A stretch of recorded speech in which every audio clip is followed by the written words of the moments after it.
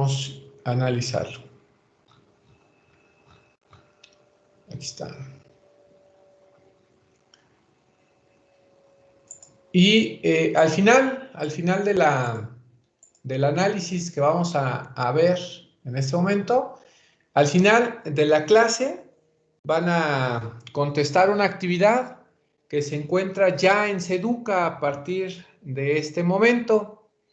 Tenemos aproximadamente 2 horas para contestar esta actividad y queda cerrada hasta el día martes. Entonces, ¿qué quiere decir? Que no es necesario que así como vayamos analizando, pues vayan ustedes contestando, no es necesario. Ahí, pues ustedes tienen una constitución, pueden ustedes volver a analizar o pues contestarlo así inmediatamente como vayan terminando o cuando termine la clase. Esperemos que no dure tanto, pero vamos a darle salida a este tema que es el análisis del 103 al 107 constitucional, que refiere un poquito el tema de la ley de amparo para identificar pues esta circunstancia de la procedencia del famosísimo juicio de amparo. Avísenme por favor si alcanzan a ver ya mi pantalla y qué se ve en mi pantalla, por favor.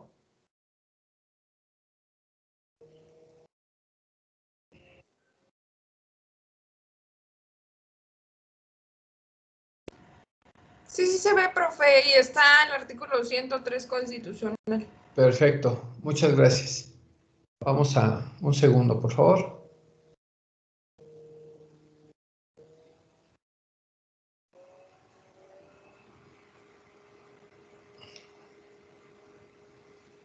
Vamos a comenzar. Vamos a analizar, les digo, el artículo constitucional del 103 al 107 y al final ustedes responderán un cuestionario que ya está en Seduca. Artículo 103, bueno, recordemos que la ley reglamentaria, que es la ley de amparo, recordemos que es la ley reglamentaria del artículo 103 al 107 constitucional. Entonces, vamos a analizar estos artículos. Primero dice, los tribunales de la Federación resolverán toda controversia que se suscite. Entonces, vamos a establecer una situación. Estos tribunales de la Federación, nosotros ya sabemos quiénes son. Recordemos, en sentido jerárquico, de menor a mayor, sabemos nosotros que estos tribunales federales, que ya analizamos en el primer periodo, son los juzgados de distrito, los tribunales unitarios, tribunales unitarios de circuito, tribunales colegiados de circuito, ahora los plenos de circuito, la Suprema Corte de Justicia de la Nación en sala y el jerárquico mayor, la Suprema Corte de Justicia, pero en pleno. Así es como son estos tribunales los que van a resolver estas controversias. Y primero me dice en el artículo 103 que existen controversias que tendrá que resolver. ¿Qué tipo de controversias? Bueno, nos dice la fracción primera que van a ser por normas generales. Sabemos que las normas generales pues son aquellas normas que están ya aplicándose como derecho positivo en nuestro territorio o en nuestra competencia.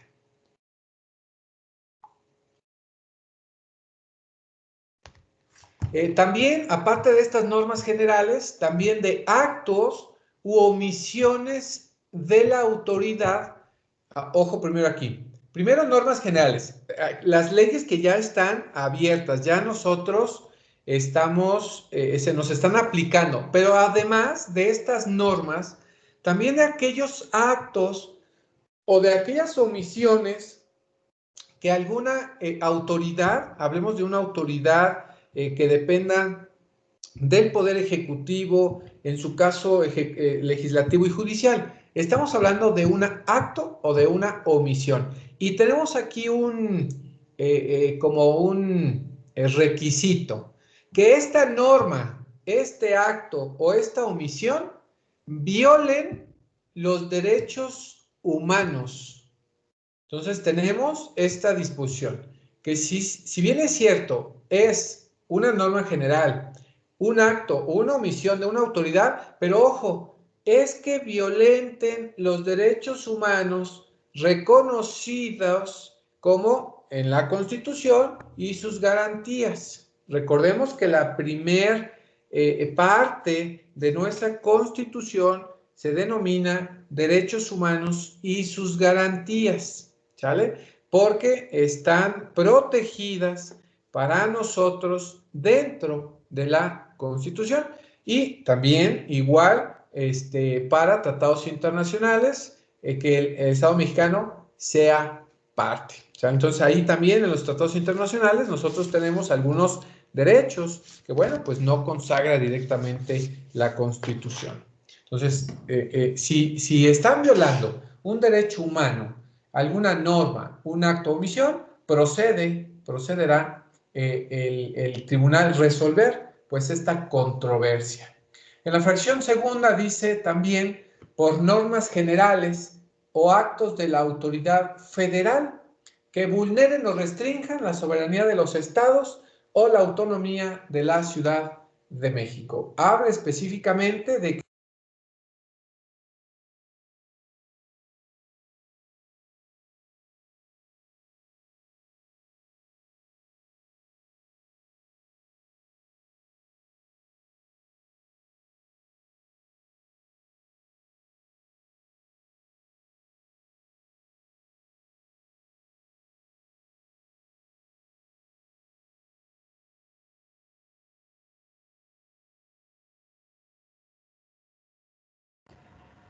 Perdimos al profesor o es mi micrófono, compañero. No, sí lo perdimos. Sí. Ah, ok. Perdón, ¿dónde me perdieron? Hola, hola. Es que ya no se escuchaba nada. ¿Desde Ya dónde iba a me iniciar con perdieron? el segundo. Desde el Ya segundo, iba a iniciar profe. con el otro. Ah, Ajá. perfecto. Repito el segundo. Ahí avísenme, por favor. Muchas gracias. La fracción segunda nos va a indicar sobre normas generales o actos de autoridad federal. Recordemos, estos actos o estas normas generales son las que pudiesen crear de acuerdo al orden jerárquico federal. Y voy a poner un ejemplo. Habría que identificar, ojo con esta situación, identificar si el gobierno federal, ahora con las disposiciones en fiscal, esta norma, porque va a ser una norma general ahora el presupuesto de ingresos y egresos de la federación, en el cual por ahí algunos gobernadores indican que el presidente va a vulnerar y no va a otorgarles los presupuestos económicos a estos gobernadores por alguna situación. Qué bueno que ya había como una disposición. Recordarán el tema de hace algunos meses, bueno, para ser exactos 2 años, cuando el presidente de la República dijo que iba a tener un delegado por cada estado de la República y que él iba a indicar a dónde iba a generar o dónde iba a aplicar recursos económicos, lo que dijera el delegado. Bueno, eso fue en ese momento. Para este año, este presupuesto que ahorita lo están llevando a cabo en el Senado de la República, acuérdense que tiene que ser aprobado también por el Senado. En esta situación, en este momento, ahorita, antes de entrar a su clase, está viendo lo que decía, o lo que se decía en el Senado de la República, y los de oposición, al parecer, quieren echar atrás este presupuesto que propone el presidente de la República. Porque identifiquemos que si no le dan estos presupuestos económicos a los gobiernos estatales, puedan vulnerar o restringir en algún momento su soberanía, ¿sale? de estos estados. Por eso es que este grupo de gobernadores del norte, principalmente del norte, pues está en contra del presidente, y el que anda tomando o queriendo tomar la palabra de todo es el de Jalisco. Creo que, si no me recuerdo, es un panista.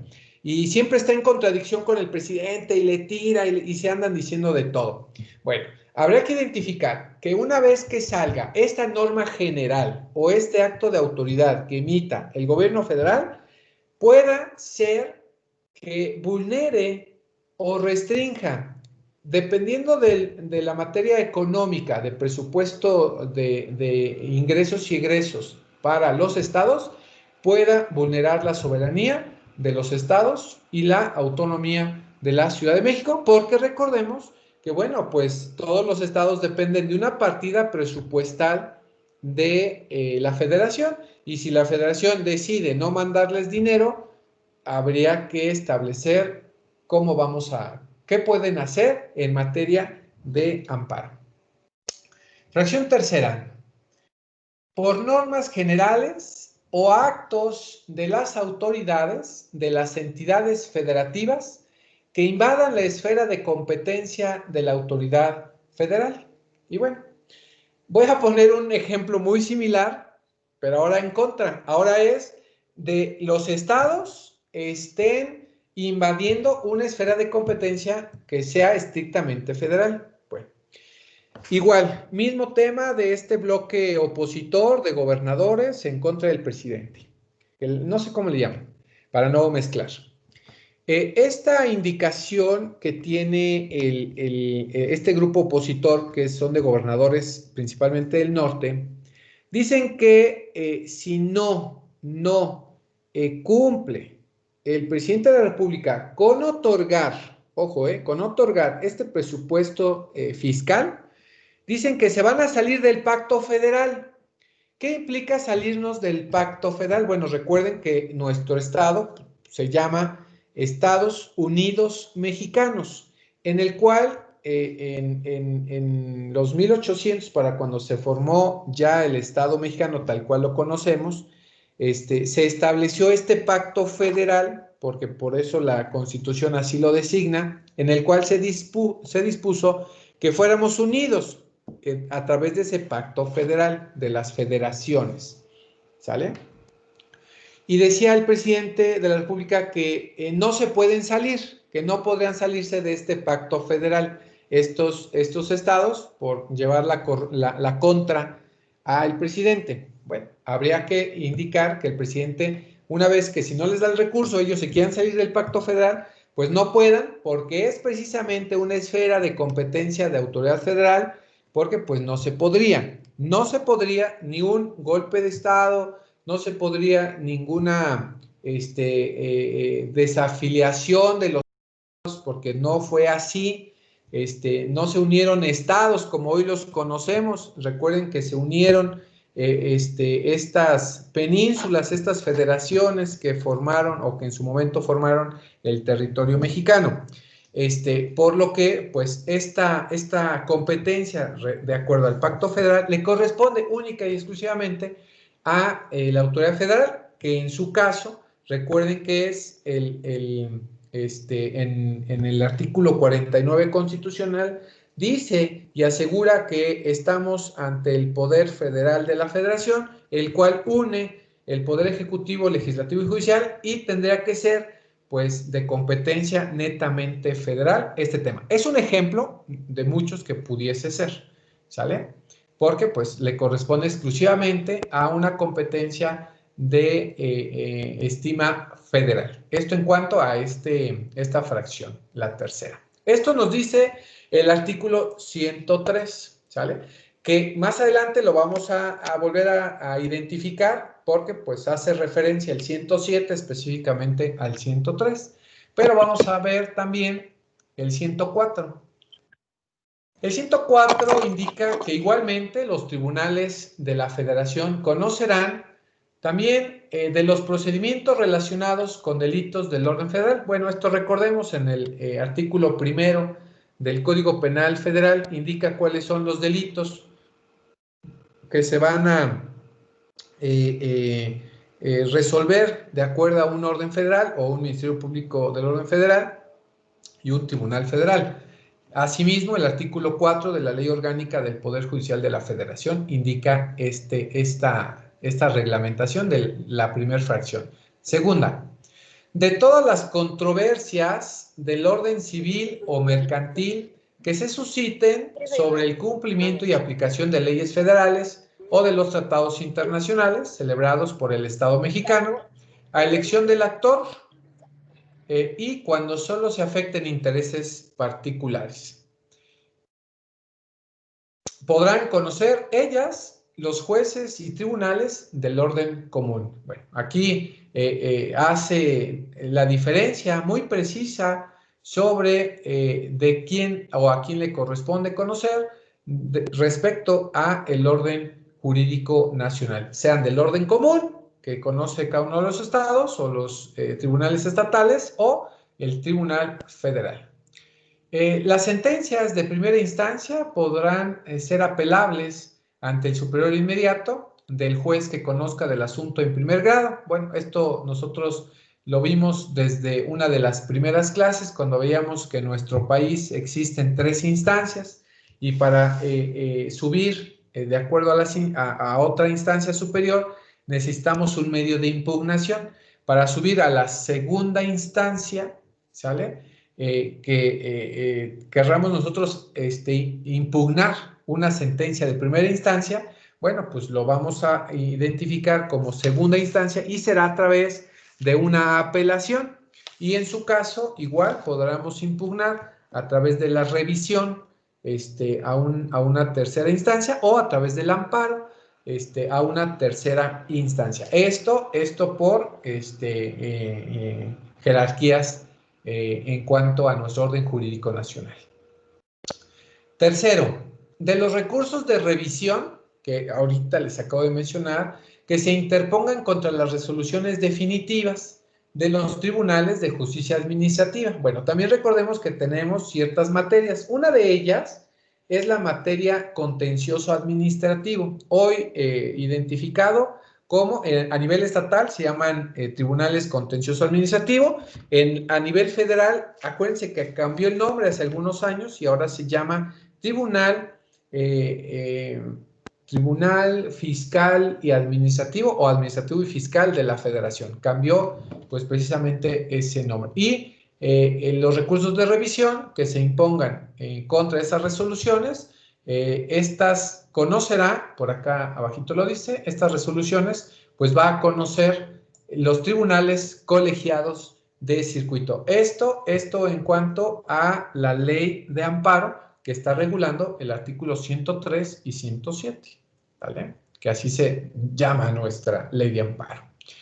En la fracción cuarta, también conocerá de las controversias que versen sobre derecho marítimo. Bueno, ahí un poco más complejo el derecho marítimo, que para ustedes, bueno, recordemos que en nuestra licenciatura de Derecho Internacional nos permite ampliar el panorama y podemos nosotros abundar un poco más en este derecho marítimo en cuanto a la importación y la exportación por cualquier circunstancia o cualquier controversia que pueda versar de derecho marítimo, podamos ahí nosotros intervenir.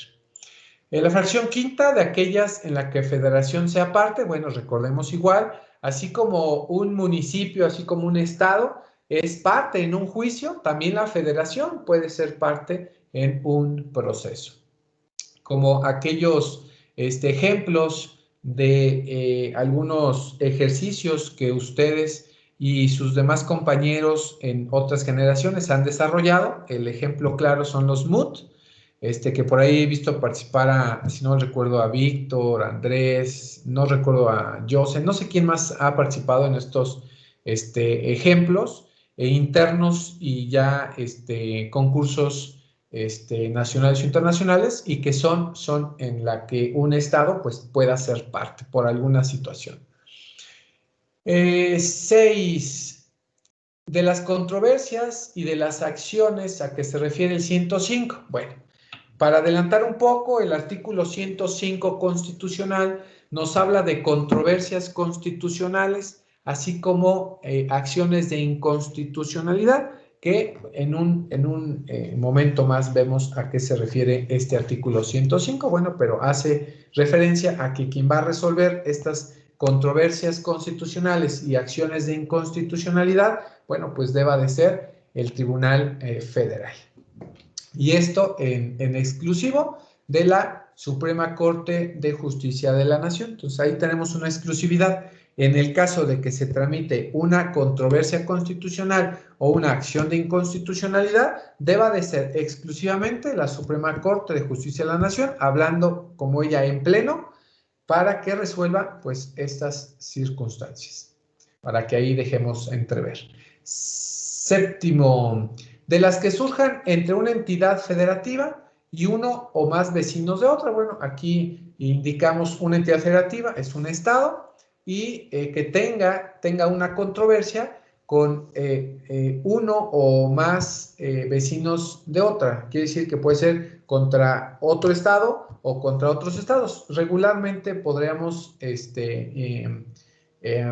identificar principalmente límites territoriales. Recuerden que en un inicio los límites territoriales de los estados eran unos. En la modificación o en los cambios de planos territoriales o planes de desarrollo urbano, pues van modificándose ciertos límites, cediendo y concediendo, o cuando un municipio le cede a otro un espacio geográfico, un territorio, para que puedan hacer este nuevo municipio o este nuevo espacio, cediendo, bueno, pues después tiene controversias porque no se identifica, pues, de quién es. En Cuautitlán y Cuautitlán Izcalli tenemos cierta controversia porque, por ejemplo, entre estos dos municipios, la controversia de aquí atrás del cerrito, que es la Capilla y el Sabino, San Mateo Iztacalco, Santa María Huacatitla y San José Puente Grande. Son los 4 municipios en que tenemos controversia por Cuautitlán haberle cedido a Cuautitlán Izcalli cuando se creó hace 50 años aproximadamente. Entonces, son esos pequeños problemas que se pueden suscitar, entre algunos otros. También controversias de los casos concernientes a miembros del cuerpo diplomático y consular. Bueno, en el caso de que exista alguna controversia entre cuerpos diplomáticos y consulares que están en embajadas o están en algún otro país y que tengan alguna controversia entre este cuerpo diplomático y ese país, bueno, pues quien deba de resolver pues es la Suprema Corte o en su caso alguna autoridad federal. Vámonos al 105. Recordemos que habíamos comentado que la fracción sexta decía de las controversias y de las acciones que se refiere al artículo 105. Bueno, pues recordemos el 105, muy básico. Dice, la Suprema Corte de la Justicia de la Nación conocerá, ya le dan exclusividad a la Suprema Corte, que es quien va a resolver estos asuntos o estas situaciones. Lo va a marcar el 105 en 3 fracciones. La primera fracción habla de controversias constitucionales. Y tiene una excepción, recordemos, a ver, identifiquemos algo.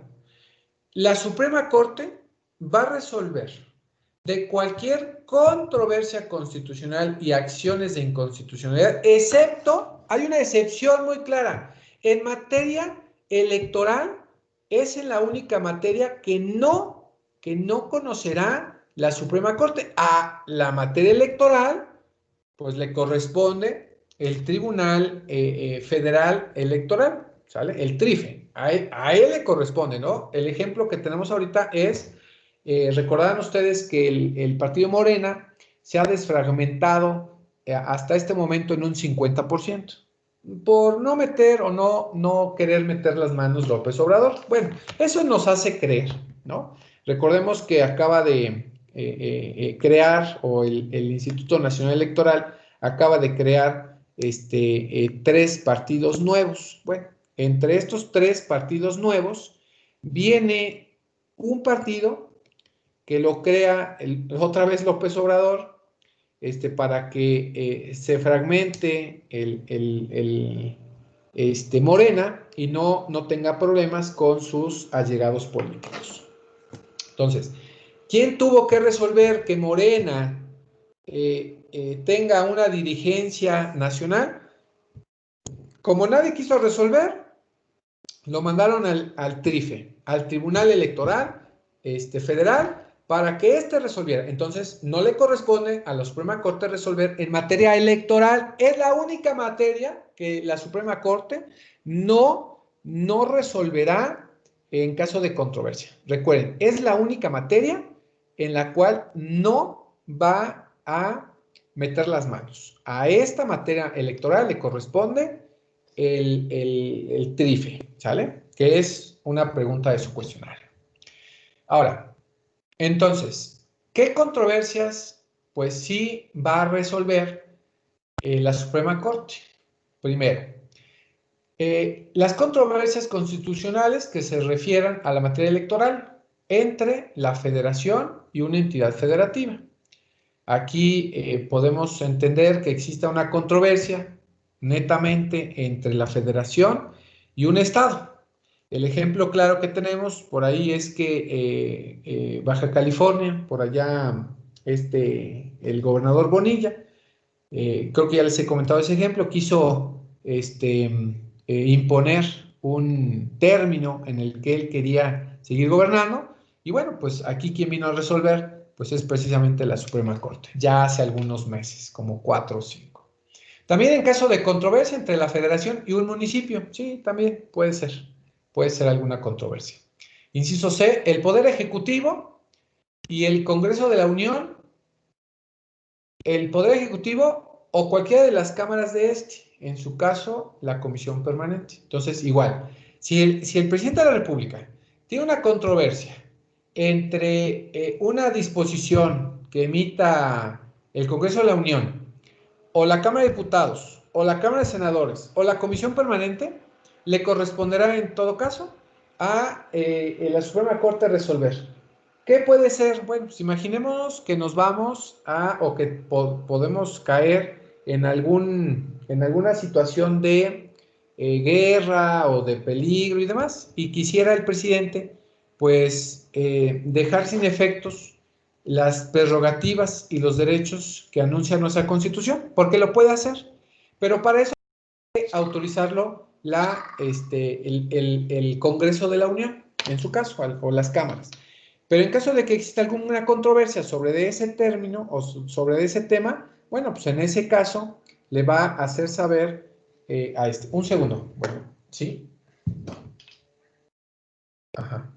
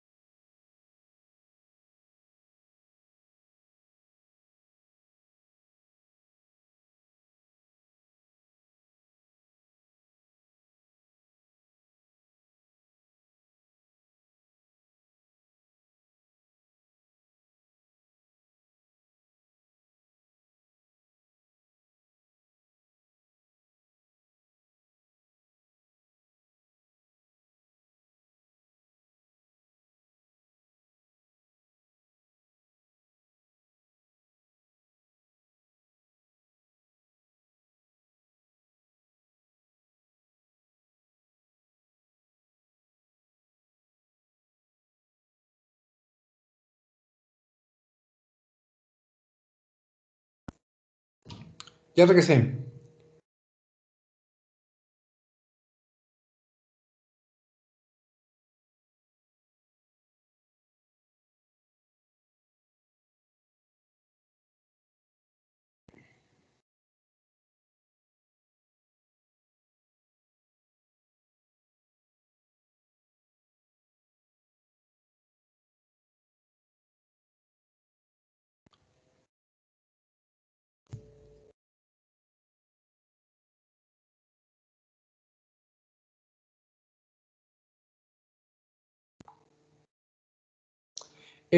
Esta situación puede darse bajo el ejemplo en la fracción C.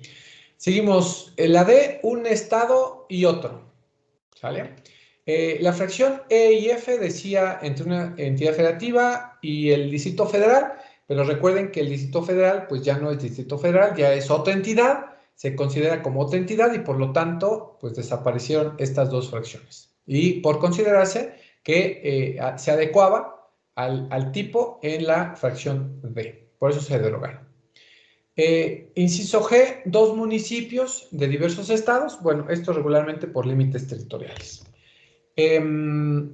Dos poderes de la misma entidad federativa. En esta situación hablamos de acuérdense que los estados únicamente tienen una cámara, que es la de diputados, entonces pudiese ser una controversia entre el Poder Ejecutivo, el Poder Legislativo o el Poder Judicial, hablando que las entidades federativas únicamente tienen Cámara de Diputados en esta situación.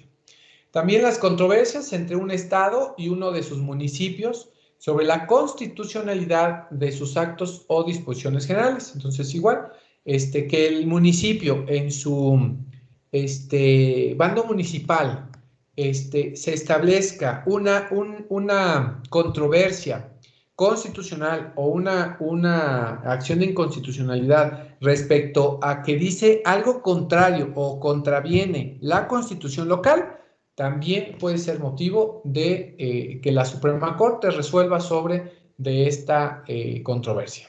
También una entidad federativa y un municipio de otra o una demarcación territorial de la Ciudad de México sobre la constitucionalidad de sus actos o disposiciones generales. Hoy podríamos poner o decir sobre que algún estado, algún municipio imponga una ley o una disposición respecto ahora de la pandemia que nos mande a algún cierre por horarios o cierres definitivos de comercios o de establecimientos o de lugares y que ponga primero una ley seca y pueda ser un toque de queda, pueda hacer que ese acto pues sea inconstitucional respecto a la situación que se puede estar viviendo, aunque pudiera ser viable, pero por eso es que no se ha autorizado. Si un municipio se avienta a hacerlo, bueno, habría que ver si existe ese acto, sea constitucional o no, porque la Constitución en este momento no prevé que se pueda realizar. El inciso K se deroga. El inciso L, dos órganos constitucionales autónomos entre uno de estos y el Poder Ejecutivo de la Unión o el Congreso de la Unión sobre la constitucionalidad de sus actos o disposiciones generales. Lo dispuesto en el presente inciso será aplicable al organismo garante que establece el artículo 6º de esta Constitución. Bueno, recuerden que el organismo garante del 6º constitucional habla específicamente del IFAI, del Instituto de la Función de la Información para otorgarle a los ciudadanos. Entonces también pudiese ser esa situación. Indica que siempre que las controversias versen sobre disposiciones generales de las entidades federativas, de los municipios o de las demarcaciones territoriales de la Ciudad de México, impugnadas por la Federación de los municipios o de las demarcaciones territoriales de la Ciudad de México, impugnadas por las entidades federativas o en los casos a que se refieren el inciso C y H, y la resolución de la Suprema Corte las declare inválidas, dicha resolución tendrá efectos generales cuando hubiere sido aprobada por una mayoría de por lo menos 8 votos. Vamos a analizar esta situación.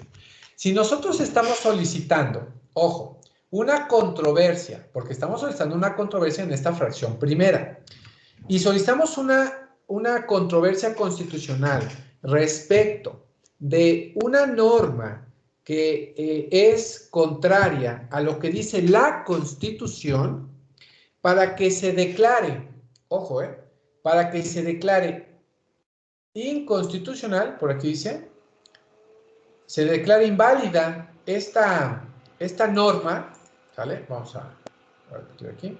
Para que esta norma la declare inválida, o sea, que esa controversia de ese acto o de esa norma general contraviene la Constitución, pero para que esta norma se declare inválida, tiene que haber sido votada y aprobada la declaración de invalidez, cuando menos, por una mayoría de 8 votos.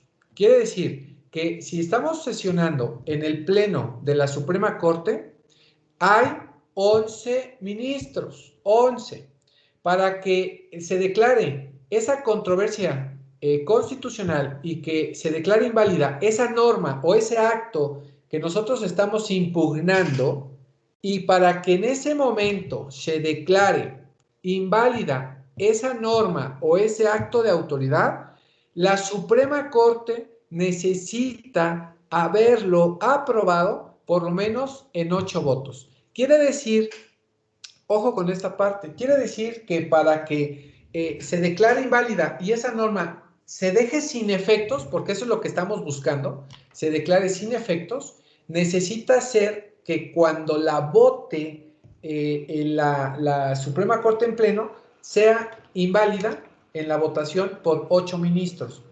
¿Qué pasa si no es votada por 8 ministros? Bueno, esta norma, si bien es cierto, va a crear controversia, pero no va a ser declarada inválida, sino que únicamente se va a aplicar la fórmula Otero. En este caso se va a formular o se va a identificar la fórmula Otero, que significa que únicamente será aplicable para el órgano que solicitó la controversia constitucional. Indica que si no fue votada por 8 ministros a favor y se declara inválida y haya sido votada por mayoría, pero acuérdense que mayoría hay desde 6, o sea, puede ser inválida a partir de 6, 7. En esos casos únicamente aplicará para las personas o el organismo que lo haya solicitado, únicamente. Y para solicitarse se declarara inválida, hubiese que haber sido votada por lo menos de 8 votos para declararse inválida esa norma y ya no se siga aplicando. Eso es lo que indica esta situación, que para que se declare inválida esa norma a la que se está llevando este proceso, esta controversia constitucional, entonces deba de existir 8 votos. Ahí, mucho cuidado con esta parte. En los demás casos, las resoluciones de la Suprema Corte de Justicia tendrá efectos únicamente respecto de las partes de la controversia. Lo que les acabo de decir, si no hay votación por 8 ministros, en caso de que haya habido una resolución a favor y haya sido por 6 o por 7, que es lo mínimo que puede haber, en mayoría, únicamente será o tendrá efectos, de acuerdo a la fórmula Otero, que refiere que únicamente será aplicable respecto a las partes que hayan solicitado esa controversia constitucional, ¿sale? Porque esa norma no fue aprobada por 8 votos. Si hubiese sido aprobada por 8 votos, hubiésemos tenido jurisprudencia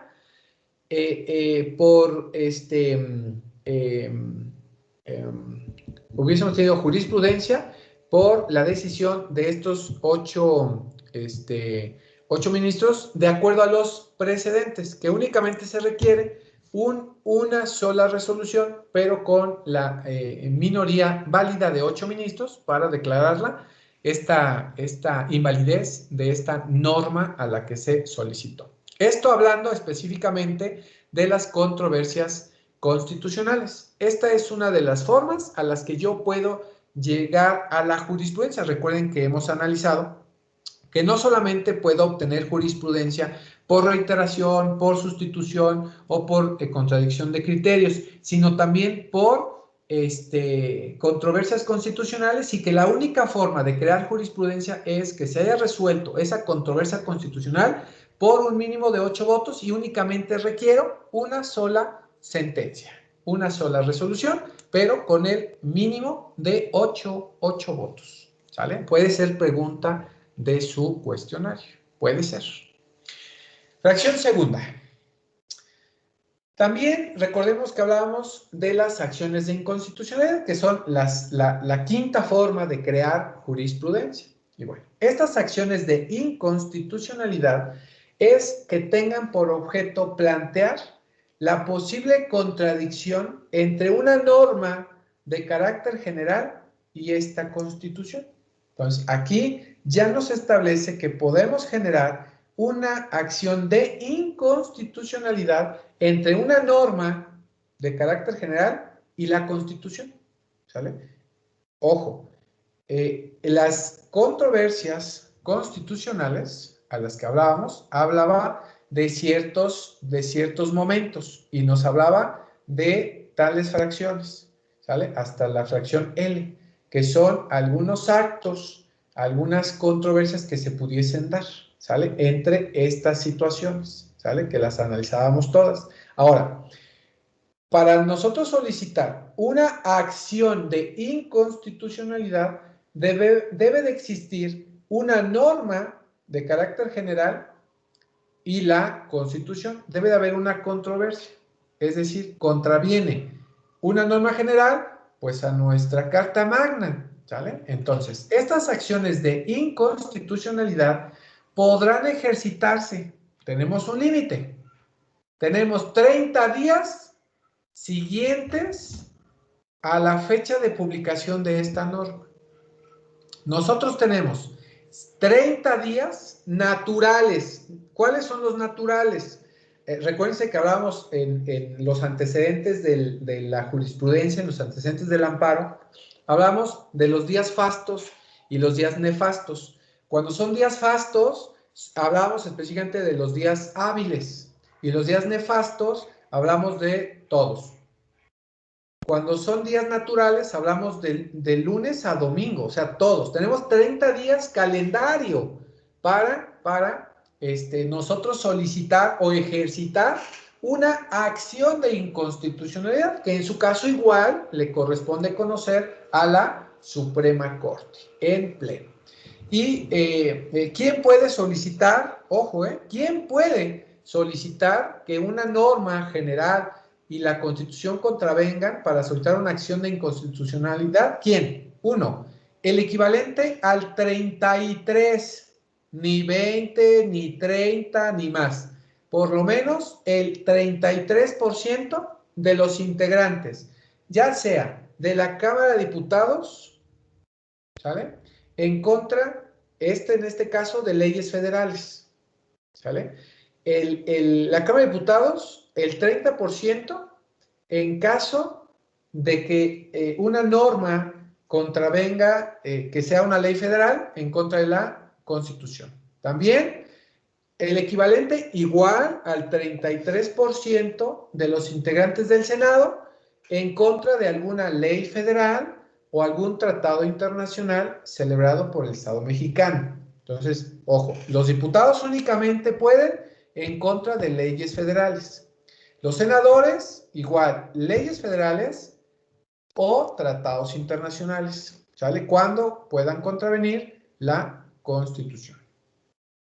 E inciso C, el Ejecutivo Federal, sí, también puede solicitar su acción de inconstitucionalidad. Lo tendrá que hacer no él no lo puede hacer, para eso tiene sus órganos. El presidente de la República lo va a hacer por conducto del consejero jurídico del gobierno. Tengan mucho cuidado, no es el secretario de gobierno, es el consejero jurídico del gobierno.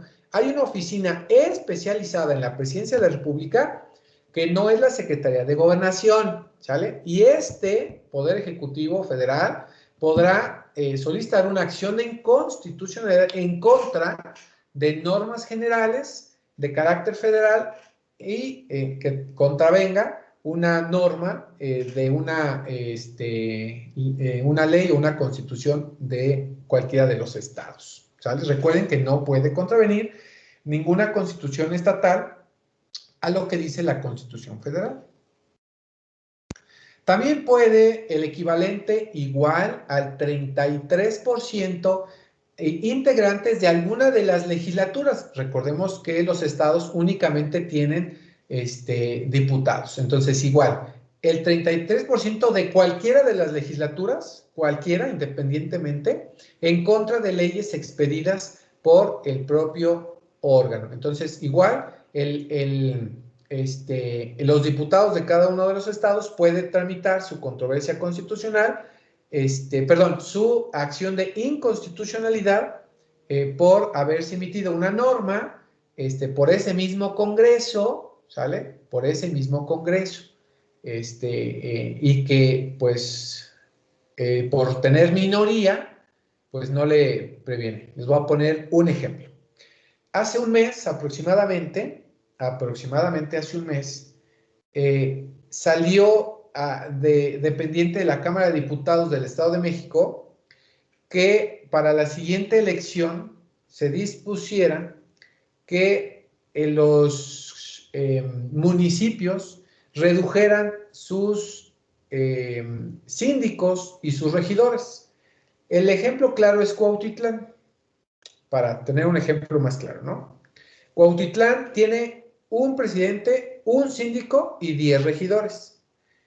Con la reforma, para el siguiente año, las elecciones va a quedar únicamente con un presidente, un síndico y 6 regidores. Entonces le van a quitar 4. ¿Sale? Le van a quitar 3 o 4, algo así, no recuerdo precisamente, pero se va a quedar con 6 o con 7. Creo que con 7, le van a quitar 3.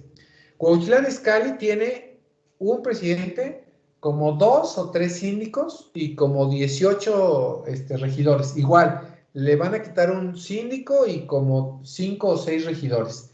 Esto lo emitió el partido de Morena, que es mayoría en el Congreso del Estado de México.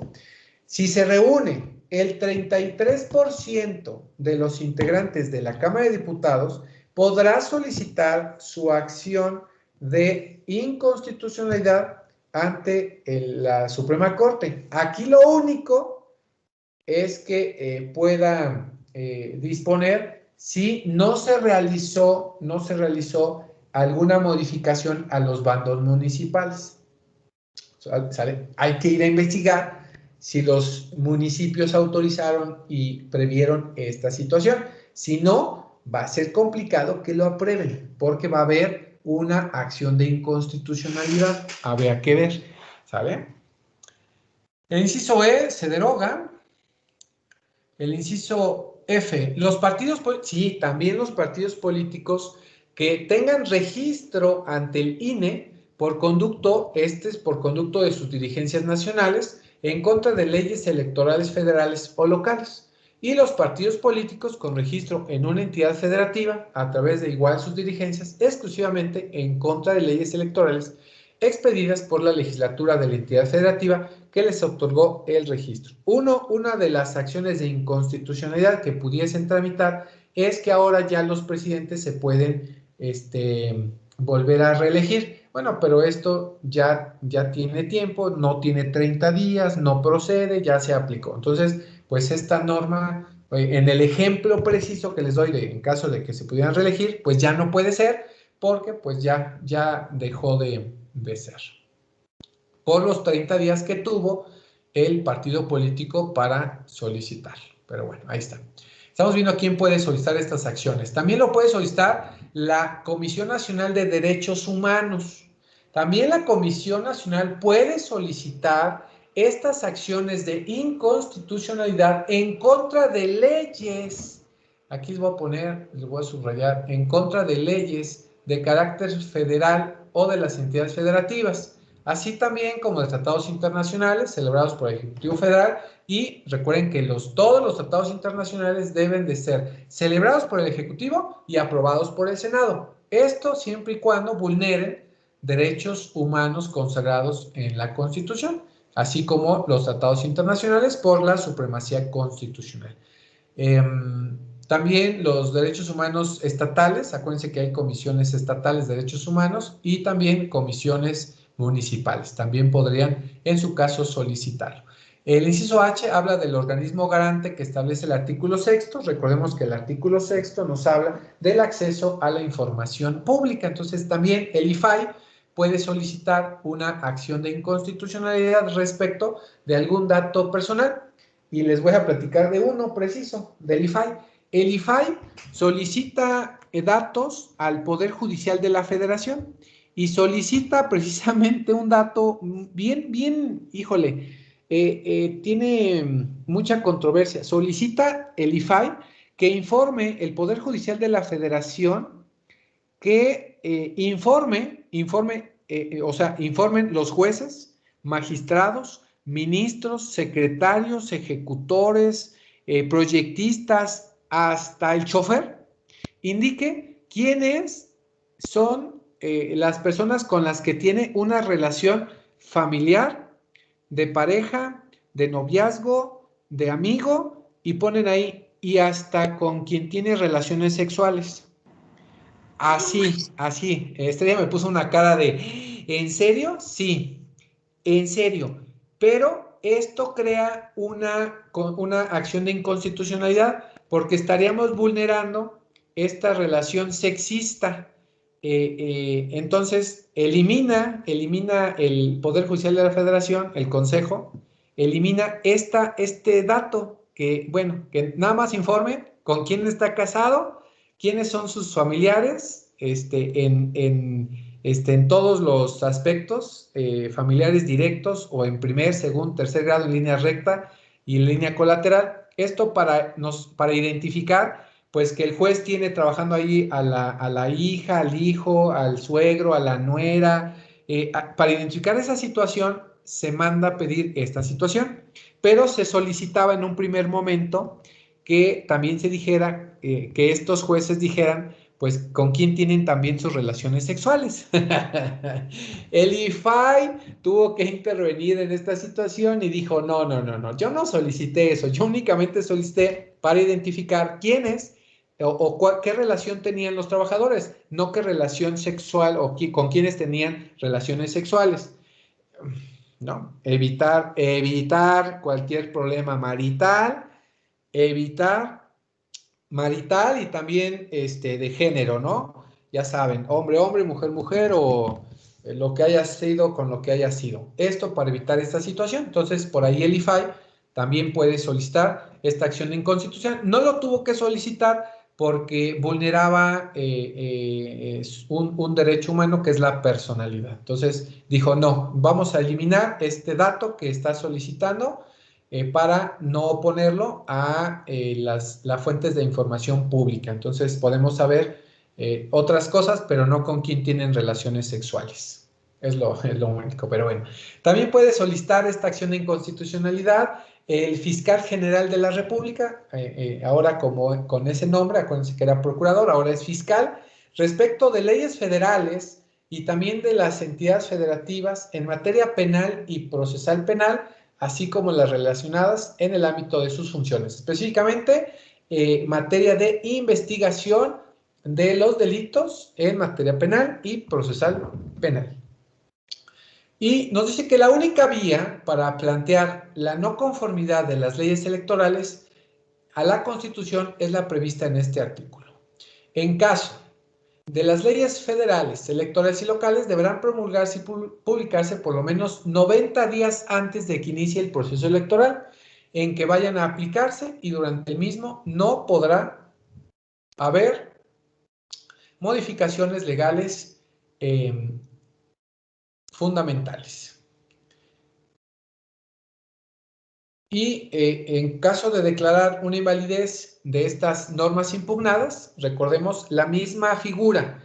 Igual que las controversias constitucionales, lo mismo para las acciones de inconstitucionalidad, para que pueda ser previsto como un precedente y que se eleve a jurisprudencia, esta acción de inconstitucionalidad debe de haber sido aprobada y que se haya declarado esa invalidez de esa norma que haya dispuesto los ejemplos que ya pusimos, debe de ser aprobada lo mismo, por lo menos 8 votos, ¿sale? Esto es para crear jurisprudencia y que sea una norma, pues, inválida, ¿sale? En este caso, igual. Si no fue aprobada por lo menos 8 votos, lo mismo, seguirá siendo aplicable. Y lo único que es la fórmula Otero, únicamente para quien lo haya solicitado, pues no se tomará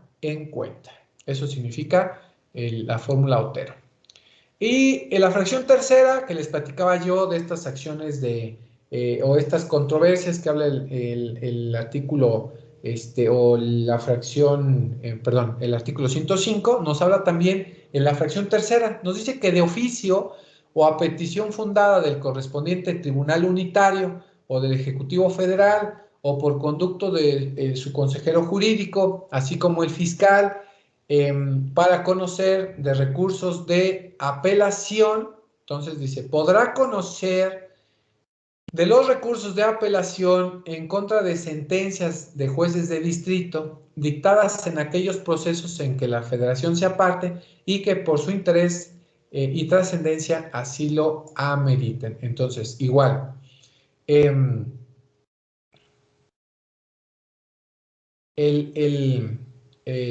recurso de revisión, ojo, estamos hablando de en el que tenga que ver un recurso de apelación, en el caso ya del juicio de amparo, en este caso la Suprema Corte deberá conocer, en el caso de que se haya subido una apelación y que esté conociendo el juez de distrito, dice aquí, de oficio o a petición fundada del correspondiente tribunal unitario, podrá solicitar a través de este principio de atracción, por la importancia o que amerite el asunto, puede solicitar conocer la Suprema Corte de este recurso de apelación a solicitud del Tribunal Unitario de circuito. Esto por su interés y trascendencia del asunto, pero únicamente lo podrá solicitar el Tribunal Unitario, porque el asunto que trata de resolver el juez de distrito y que se fue a la apelación al unitario, dice el unitario, mira, para yo no tener problema, que resuelva la Suprema Corte y yo me quito de problemas, ¿sale? Esta es la fracción tercera del artículo 105, ¿sale? Para identificar esa situación, ¿sale? El 106 dice, corresponde al Poder Judicial de la Federación, en los términos de la ley respectiva, dirimir las controversias que por razón de competencia se susciten en los tribunales de la Federación entre estos y de las entidades federativas o entre los de una entidad federativa y otra. Entonces, ¿quién es el único que puede resolver en caso de que exista alguna controversia en cuanto a la competencia de un tribunal por ejemplo, un juzgado de distrito, un unitario, un colegiado, un pleno o la Suprema Corte en sala? El que va a resolver es el superior. En caso de que exista una controversia entre uno, otro o varios, el que va a resolver va a ser siempre el superior en el caso de la competencia. Si estos tribunales no se ponen de acuerdo quién es el tribunal competente, el que deba de resolver va a ser siempre el superior. Recuérdense que nosotros ya vimos jerárquicamente cómo están organizados. Hasta abajo los jueces de distrito, después los unitarios de circuito, luego los colegiados de circuito, luego los plenos y la Suprema Corte en sala y después en pleno. Entonces, quien tenga controversia en cuanto a la competencia, el que va a resolver va a ser el de arriba, el superior. Y vámonos al 107. Recordemos que nosotros empezamos a leer el 103 y hablaba específicamente, bueno, ya no voy a regresar para no perdernos, se los voy a leer de aquí de la Constitución. El 103, para hacer mención nuevamente, habla específicamente de 3 momentos. El 103 te dice: los tribunales de la Federación resolverán toda controversia que se suscite. ¿Por qué? Porque eso es lo que va a resolver el 107. 1. Las normas generales, actos u omisiones de la autoridad que violen los derechos humanos reconocidos y las garantías otorgadas para su protección por esta Constitución, así como por los tratados internacionales de los que el Estado mexicano sea parte. 2. Las normas generales o actos de autoridad federal que vulneren o restrinjan la soberanía de los estados o la autonomía de la Ciudad de México. Y 3. Por normas generales o actos de las autoridades de las entidades federativas que invadan la esfera de competencia de la autoridad federal. Dice el artículo 107. Las controversias de las que habla el 103, igual con excepción en materia electoral, vuelve aquí a tener esta razón de que en materia electoral no, se sujetarán a los procedimientos que determine la ley de amparo, pero de acuerdo a las siguientes bases. ¿Cuáles son esas bases? Primero, el juicio de amparo se seguirá siempre a instancia de parte agraviada. Entonces, el juicio de amparo, en esta situación, porque acuérdense que el 103 habla específicamente del juicio de amparo. El 104, 105 y 106 nos habla de las acciones de inconstitucionalidad y de las controversias constitucionales. Esto nada que tiene que ver con un juicio de amparo, pero es pues precisamente una controversia o una acción. Este caso del 103 habla específicamente que deba de ser a través del juicio de amparo, pero va a ser solicitado a instancia de parte agraviada. Pero aparte de que sea, quiere decir a instancia de parte agraviada, quiere decir que tú como afectado, tú como agraviado, lo estás solicitando. La Suprema Corte o el juez de distrito, si se te está vulnerando un derecho ahorita, ellos no van a decir, oye, ¿qué crees? Se te está vulnerando un derecho, ¿quieres que te lo protejan? No, no va a ser así, no es de oficio. Tiene que ser a petición de parte o a instancia de parte agraviada. Y únicamente puede venir aquí el que está siendo agravado, ¿sale? Pero además de eso, de solicitar el amparo, esa persona que está siendo agraviada tiene que cumplir ciertos requisitos. ¿Cuáles son estos requisitos? ¿Sale? ¿Cuáles son? 1. Primero, teniendo el carácter o ser titular de ese derecho, ¿sale? Si yo soy titular de ese derecho que me está siendo violado, tengo que tener la opción de yo tramitar mi juicio de amparo. Entonces, uno de los requisitos es ser titular de un derecho, ¿sale? También tener el interés legítimo, ¿sale? O sea, no puedo yo ir a solicitar un amparo para mi vecino porque le están vulnerando un derecho. No, porque no tengo el interés individual. No tengo ese interés individual. En caso de que sea una empresa y que se le vaya, o se le esté vulnerando, bueno, sí lo tengo porque es colectivo. Yo soy el representante legal. Pero si yo no tengo el interés legítimo, individual o colectivo, tampoco. Entonces, el otro requisito, el primero es que la persona que está siendo agraviada sea titular de un derecho humano, que tenga el interés legítimo individual y además que nosotros, derivados que somos parte agraviada, estamos alegando el acto reclamado que viola ese derecho reconocido en la Constitución. Por lo tanto, reunidos estas situaciones, se afecta la esfera jurídica, ya sea de una manera directa o en virtud de su especial situación frente al orden jurídico. Entonces, para que una persona pueda solicitar, tiene ciertos requisitos, ¿sale? Aducir o ser el titular de un derecho, tener el interés legítimo individual y que me haya violado un derecho humano. Si no se identifica esa situación, pues no va a reunir los requisitos legales para que, aparte de que yo lo tenga que ir a solicitar, si no soy el titular de ese derecho, si no tengo el interés legítimo y si no se me ha violado un derecho humano, pues posiblemente me vayan a negar el amparo. ¿Sale? Tengan cuidado con esta fracción. Puede ser pregunta de su prueba. Tratándose de actos o resoluciones provenientes de tribunales judiciales, administrativos o del trabajo, el quejoso debe aducir, como decíamos, ser titular de un derecho subjetivo que afecte de manera personal y directa. ¿Sale? Cuando nosotros estamos solicitando en contra de ese acto o de esa resolución, debemos de ser y de probar ser titulares de ese derecho subjetivo.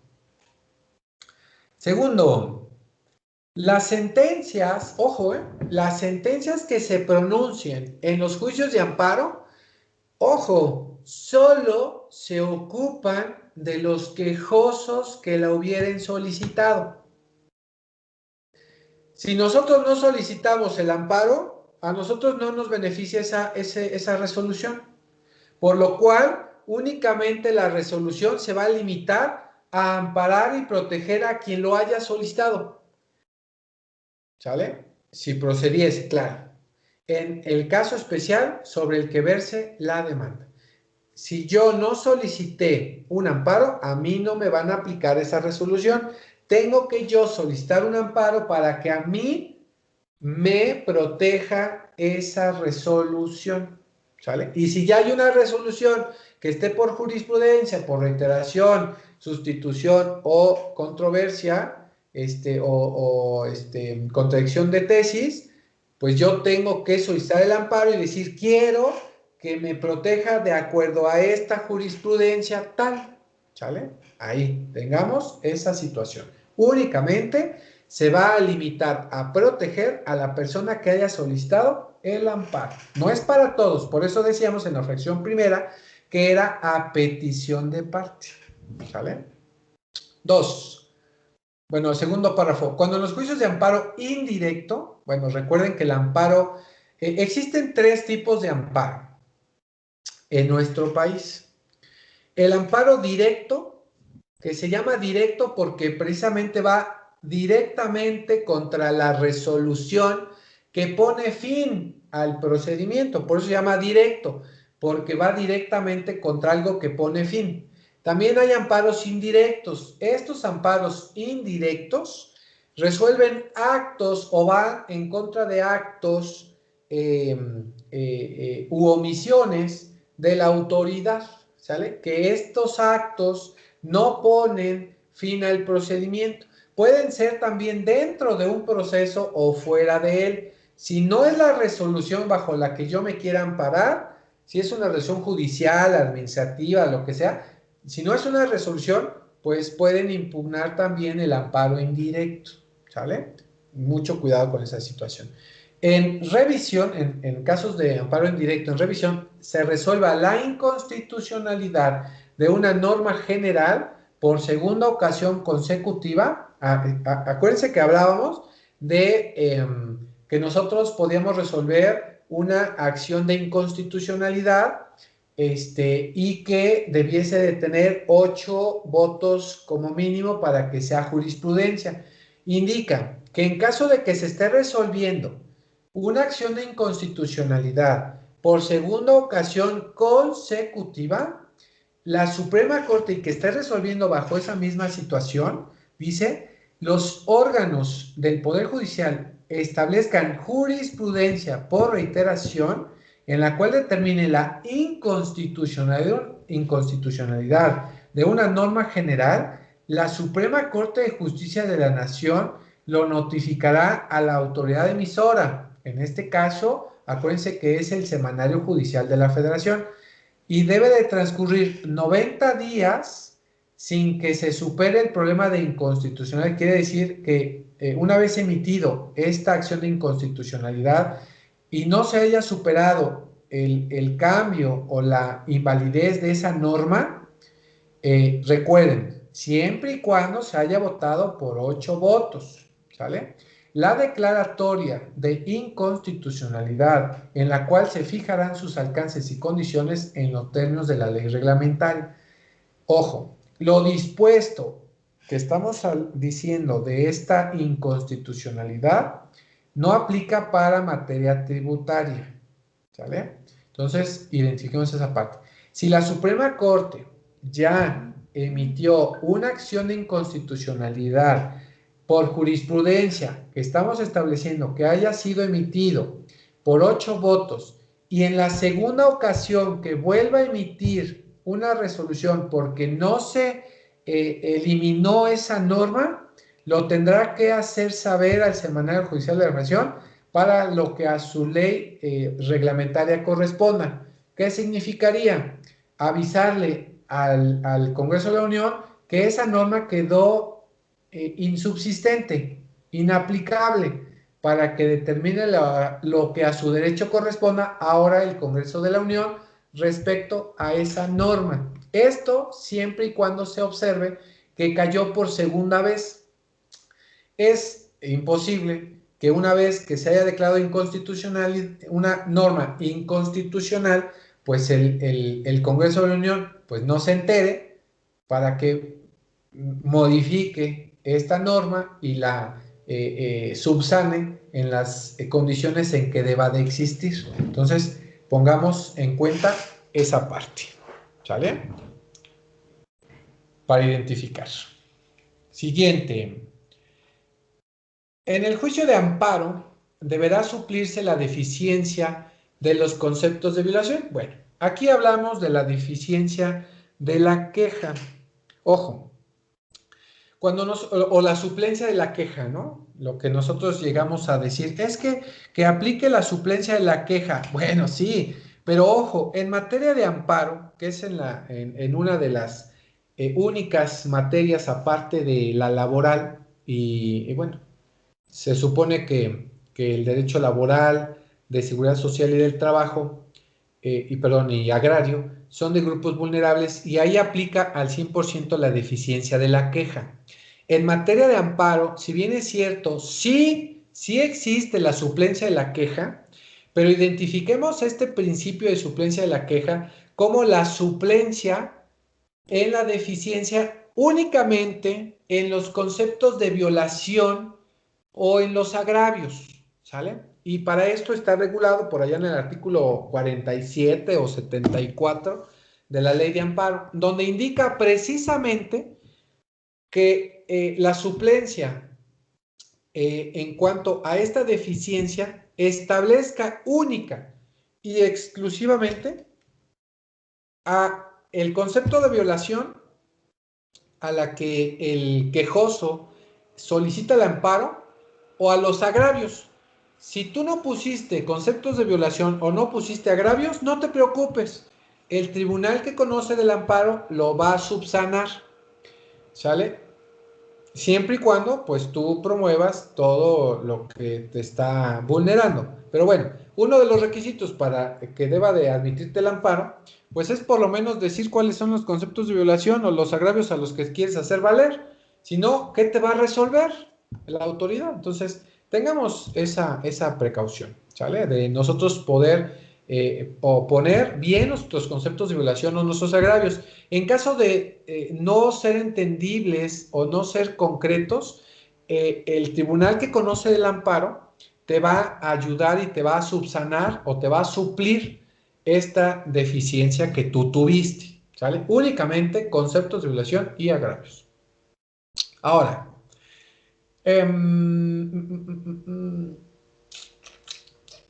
cuando se reclamen actos que tengan o puedan tener como consecuencia privar de la propiedad o privar de la posesión o disfrutar de sus tierras, aguas, pastos o montes a los ejidos o a los núcleos de población que de hecho por derecho guarden el estado comunal o a los ejidatarios o comuneros deban recabarse de oficio todas aquellas pruebas que pueden beneficiar a las entidades o individuos mencionados y acordarse las diligencias que estimen necesarias para precisar sus derechos agrarios, así como la naturaleza y efectos de los actos reclamados. Bueno, ahí acuérdense que en estas tres materias, social, agraria y laboral, tienen muchas prerrogativas. Entonces, muchas prerrogativas. La autoridad siempre les va a dar muchas ventajas. En la fracción tercera, cuando se reclamen actos de tribunales judiciales, administrativos o del trabajo, el amparo solo procederá en los siguientes casos. Entonces, ojo, tribunal judicial, administrativo del trabajo, únicamente va a proceder contra, primero, sentencias definitivas, laudos y resoluciones que pongan fin al juicio, ya sea que la violación se cometa en ellos o que cometida durante el procedimiento afecte las defensas del quejoso trascendiendo al resultado del fallo. Entonces, ahí, sí nos van a autorizar o nos van a aprobar el amparo, pero, va a ser procedente el amparo, pero sobre estas sentencias o resoluciones que pongan fin al juicio. ¿Sale?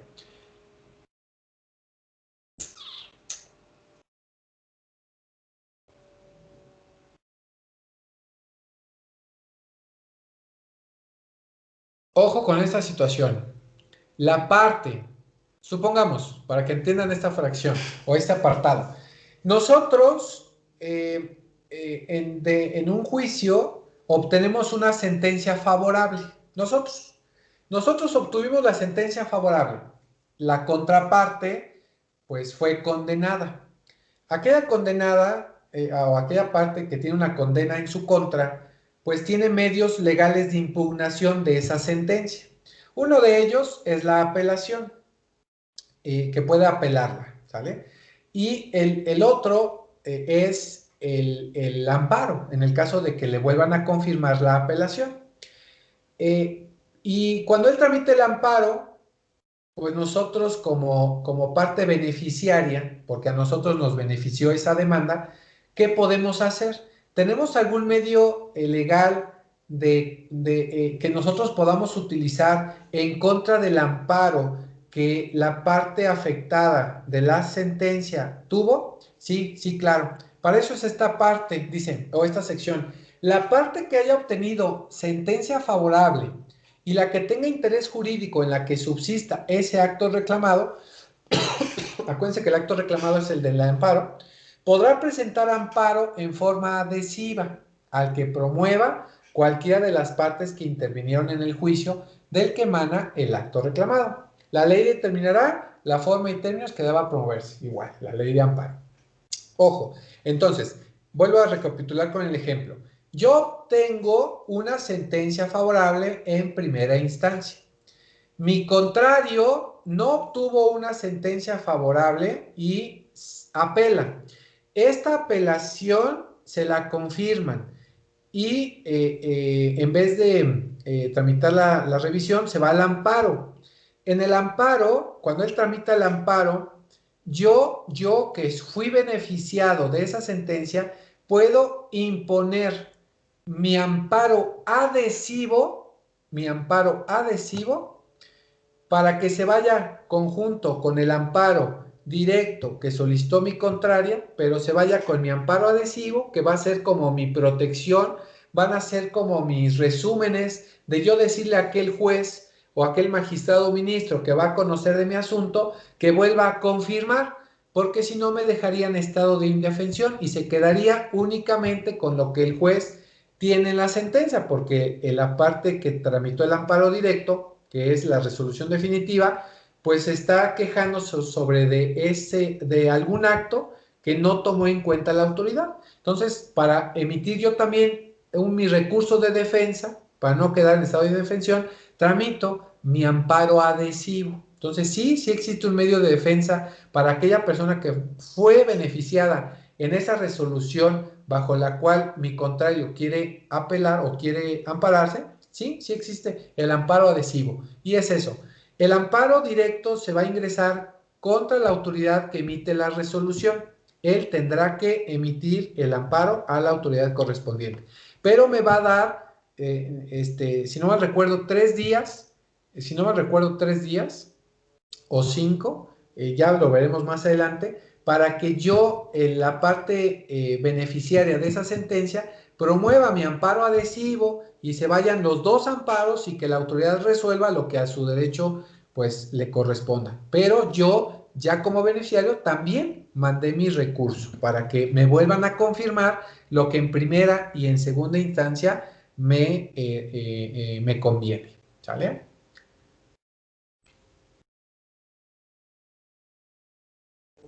Ahora, otro requisito para que proceda el juicio de amparo.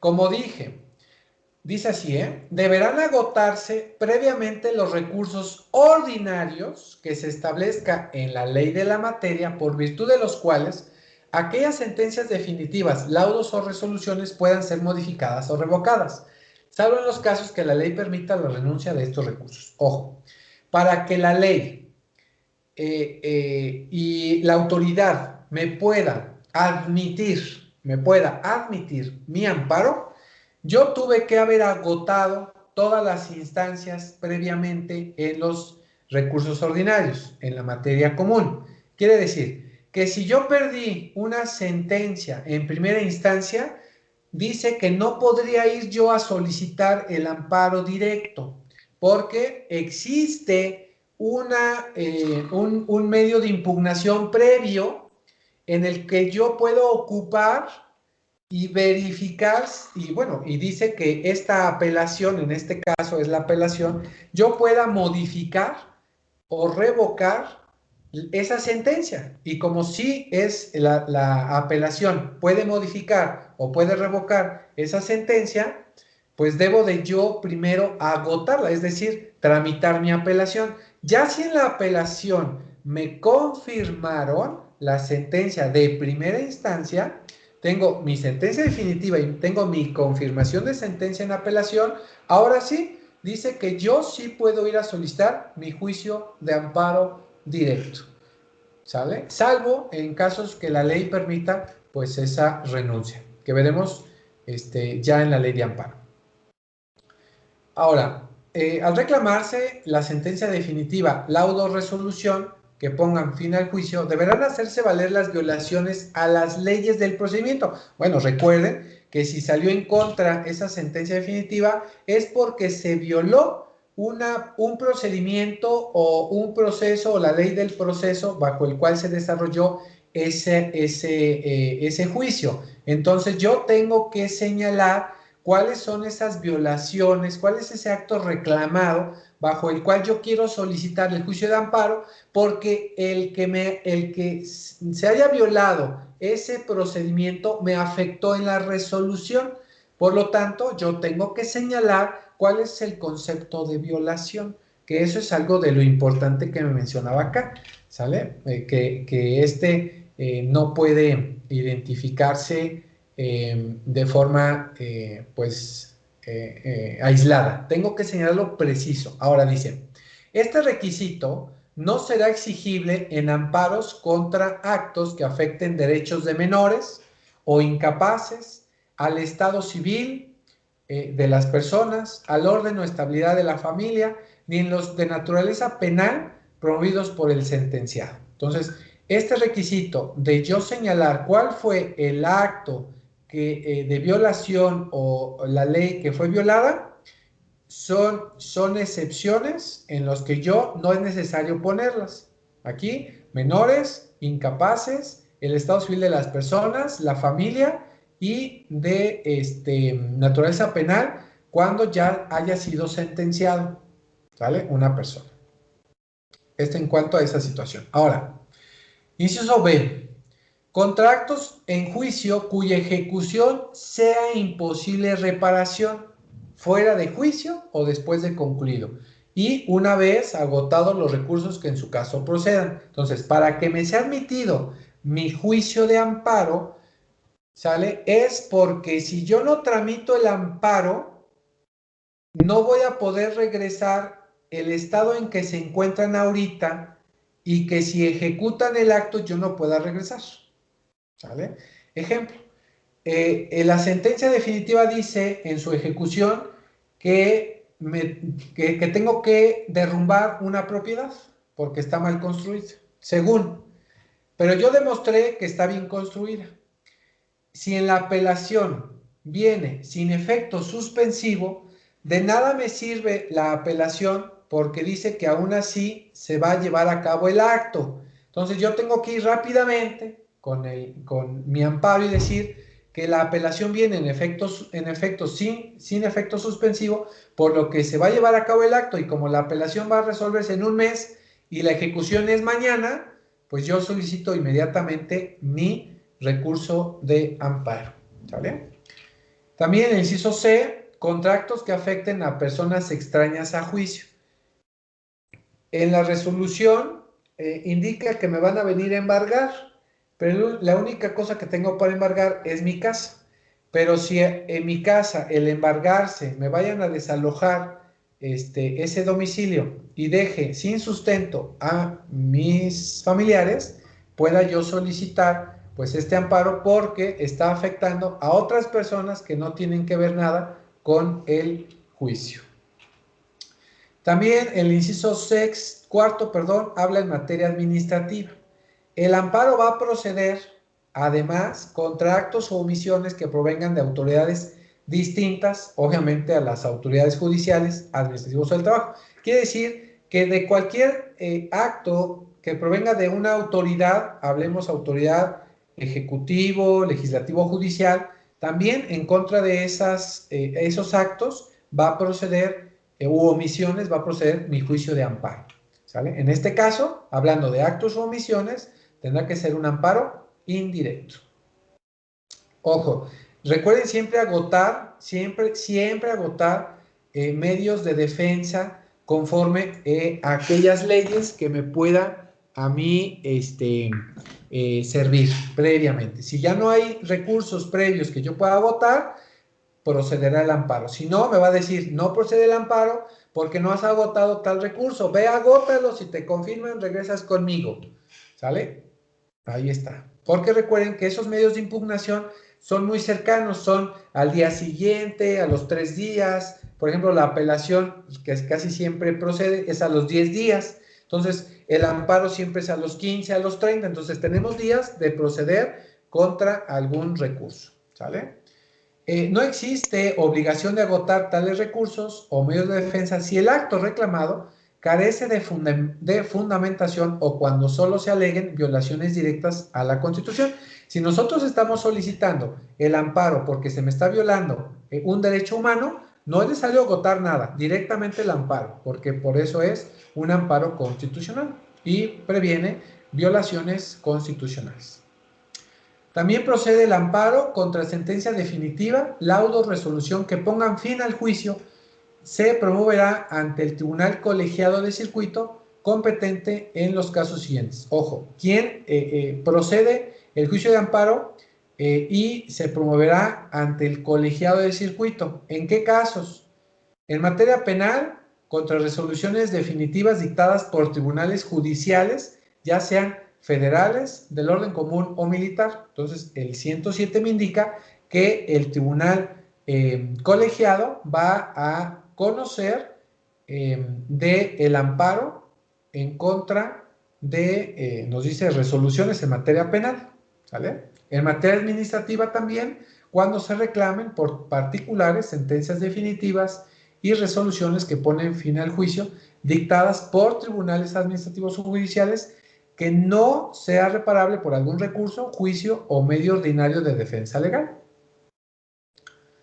En materia civil, cuando se reclamen sentencias definitivas dictadas en juicios del orden federal o en juicios mercantiles, sea federal o local la autoridad que dictó el fallo, o en juicios del orden común. Entonces ahí, en materia civil, cuando se reclamen juicios del orden federal o en juicios del orden común.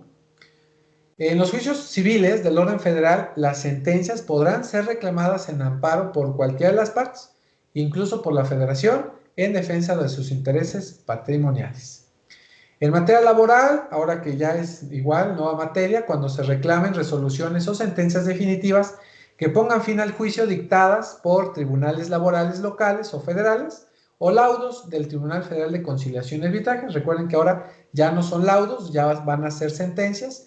y ya no van a existir estos tribunales de conciliación y arbitraje, tendrán que ser únicamente tribunales locales laborales o tribunales federales laborales. Ya no son de conciliación y arbitraje. Cambiaron el nombre a partir de este año. Para el 2021 ya están habilitados. Indica a la Suprema Corte de Justicia, de oficio o a petición fundada del correspondiente tribunal colegiado o del fiscal general o del Ministerio Público o del Ejecutivo, podrá conocer amparos directos que por su interés y trascendencia así lo ameriten. Esto se le llama la facultad de atracción. La Suprema Corte puede solicitar a través del principio de atracción porque el asunto es relevante y es de carácter importante o de trascendencia importante. Sexto, en los casos a que se refiere la fracción anterior, la ley reglamentaria señalará el procedimiento y los términos a que deban someterse los tribunales colegiados de circuito. En su caso, la Suprema Corte podrá dictar esas resoluciones. Entonces ahí, la ley de amparo especifica cuáles son las competencias entre uno y otro de los tribunales federales.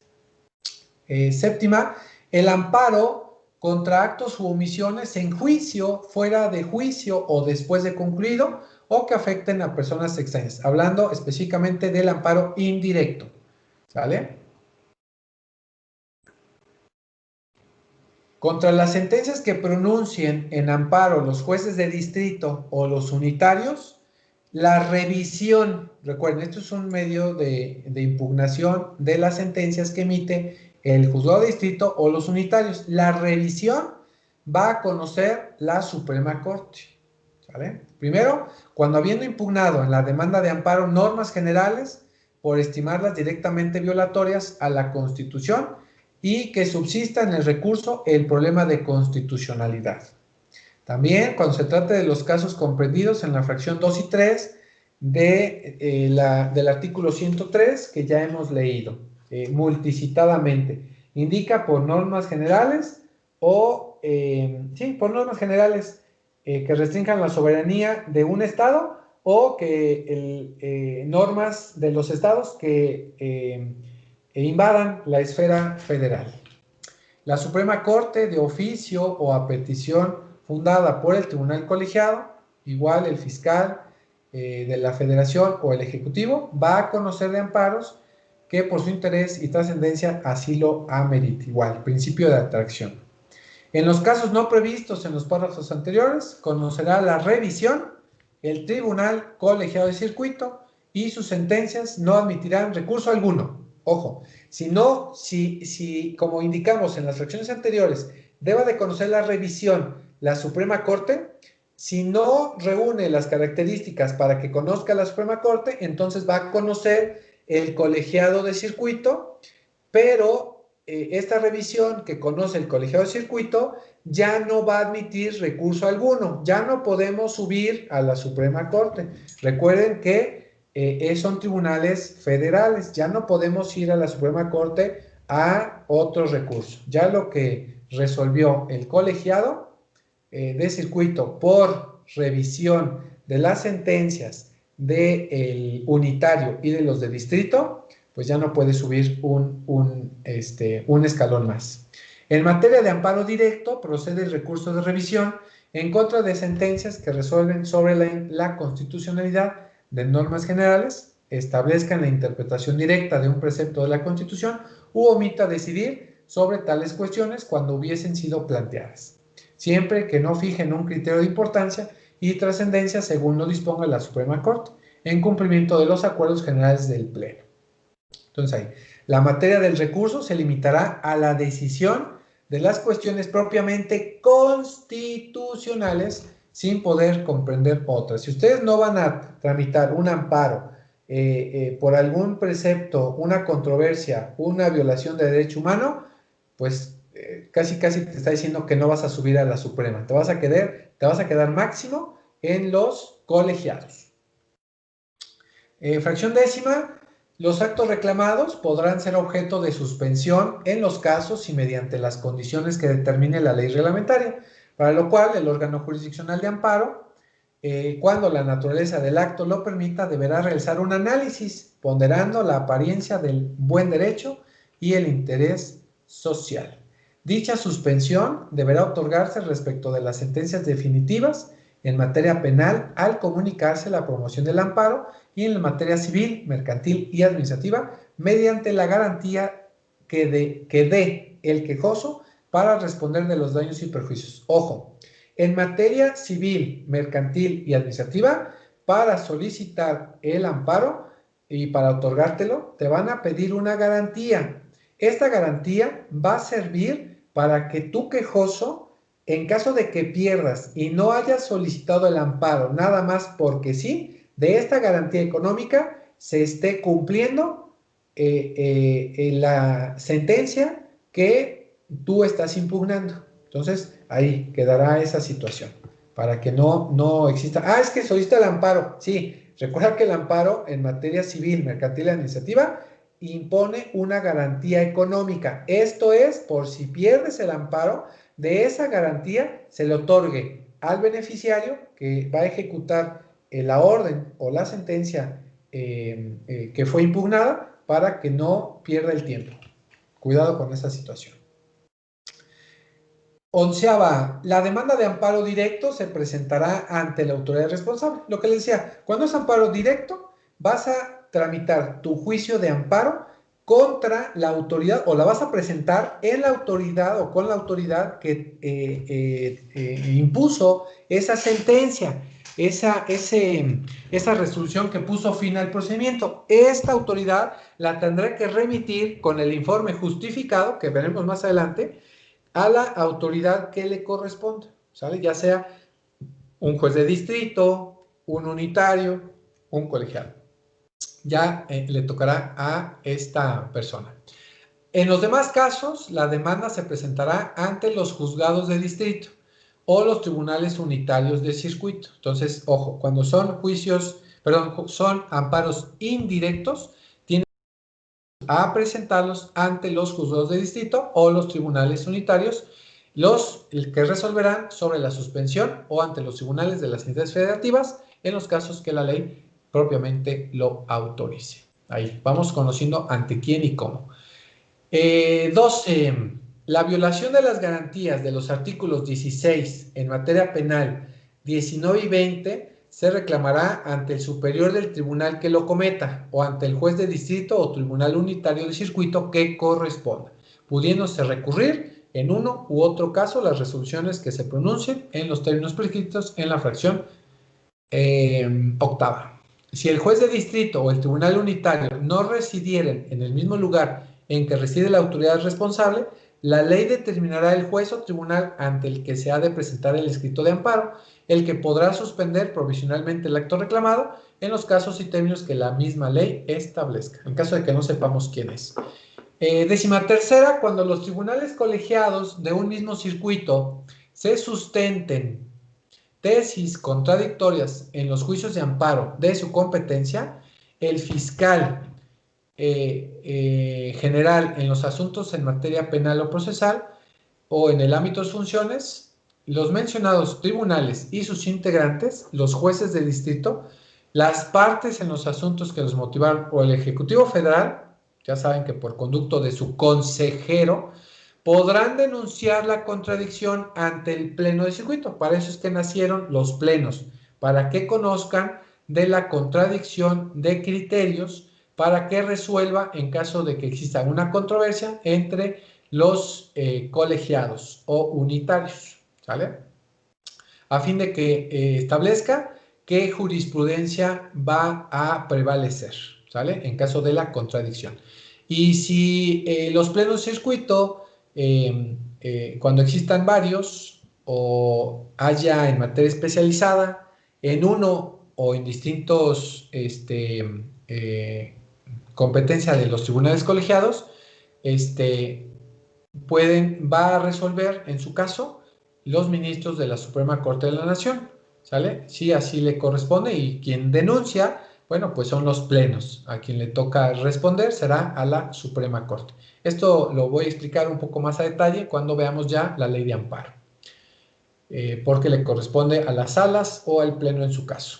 Básicamente a esto se refiere. Igual el fiscal de generación puede igual denunciar este amparo ante el procedimiento del orden penal específicamente. Esta lo vemos después. Y ya.